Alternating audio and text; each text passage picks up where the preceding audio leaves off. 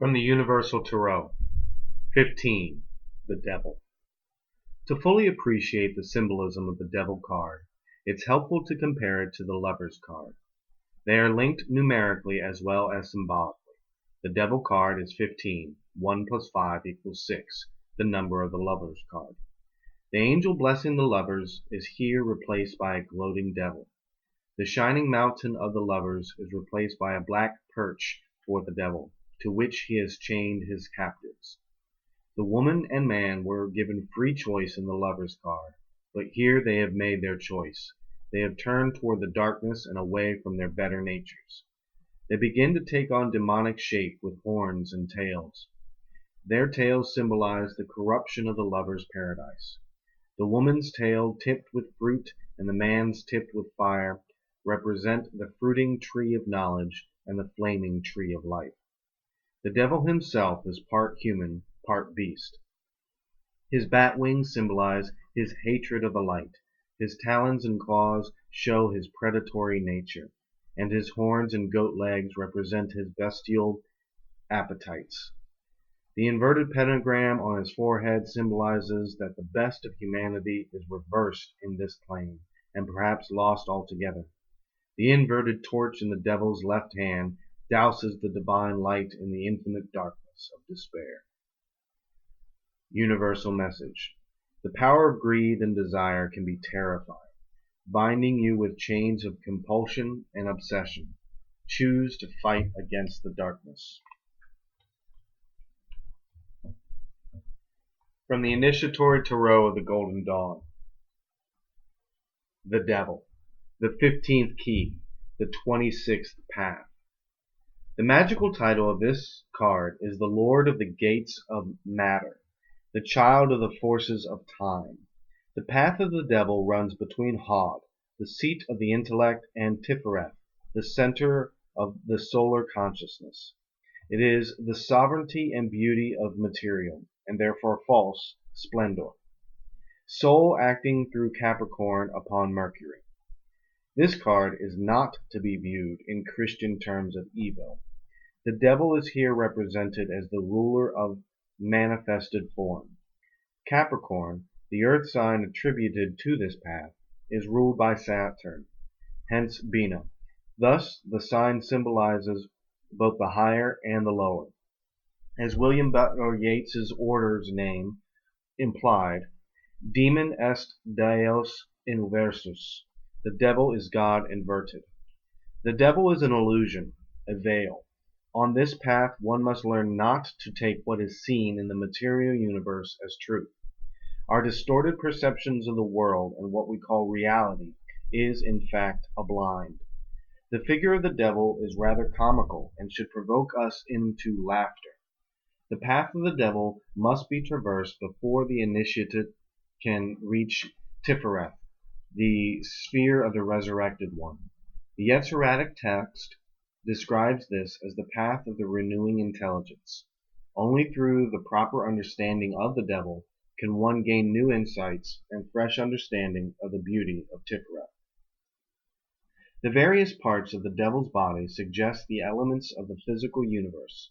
The wings allude to air, the hairy legs to earth, the eagle's claws to water, while the figure holds the torch of fire and the ram horn of Aries, pure martial energy. The devil stands on the black cubical altar of the universe.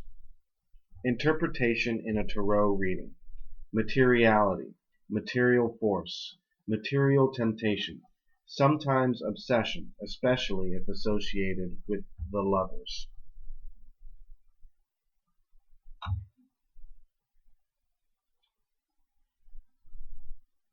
From the Science Tarot. Unquestioning. 15. The Devil. Scientific discoveries have brought many benefits to humankind, yet the short-sighted use of new knowledge may create new problems, especially after so much success. Little consideration may be given to responsibilities or repercussions. An unquestioning attitude can prevail. In this addiction, the apparent solution becomes the next problem, and the consequences grow ever more dangerous. It tempts us not to question our actions, and we enter a downward spiral. The devil represents this embrace of a destructive habit. Our fears or cravings blind us to the destruction we cause and trap us in a confining world. Instead, we must critically think about whether to pursue an idea. We can find freedom and self-control through the understanding that the chains that bind and enslave us are often of our own creation.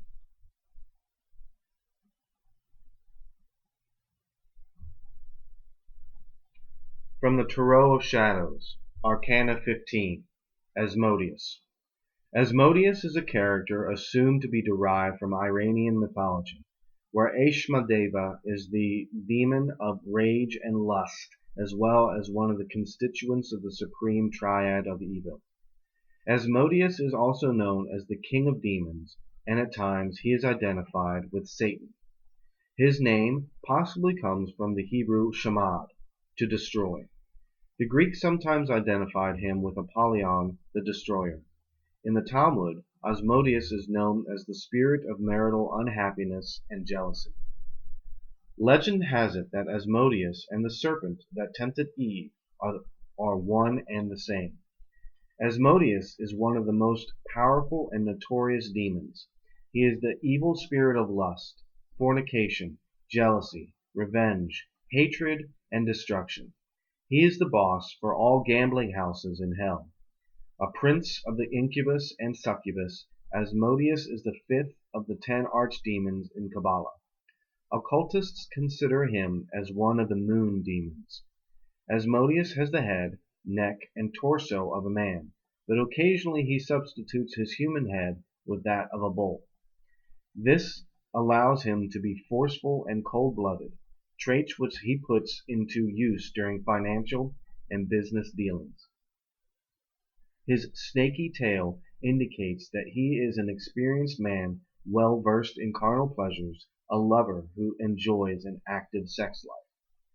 Card meaning: logic, intelligence, excessive attachment to material goods, vanity, greed, lust, strong sexual impulses, enslavement, addiction, self-indulgence, obsession with power, sex, or money, a conflict between money and spiritual well-being, primitive urges, uncontrolled passions, multiple partners, adultery, men using women for their own purposes, women viewing men as financial means to satisfy their whims.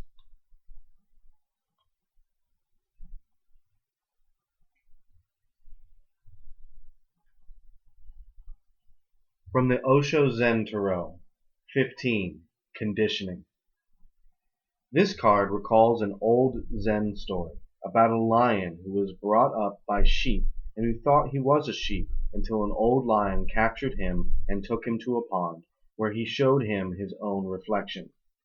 Many of us are like this lion.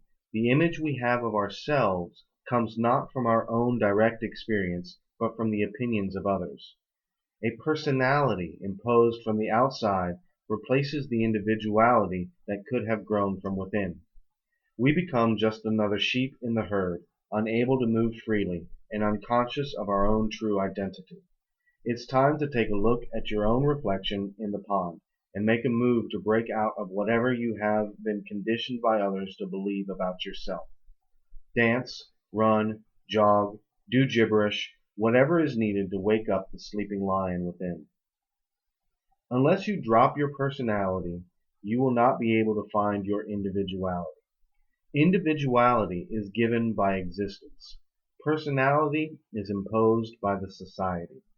Personality is social convenience. Society cannot tolerate individuality, because individuality will not follow like sheep. Individuality has the quality of the lion. The lion moves alone. The sheep are always in the crowd, hoping that being in the crowd will feel cozy. Being in the crowd, one feels more protected, secure. If somebody attacks, there is every possibility in a crowd to save yourself. But alone, only the lions move alone. And every one of you is born a lion. But the society goes on conditioning you, programming your mind as a sheep. It gives you a personality, a cozy personality, nice, very convenient, very obedient. Society wants slaves, not people who are absolutely dedicated to freedom. Society wants slaves because all the vested interests want obedience.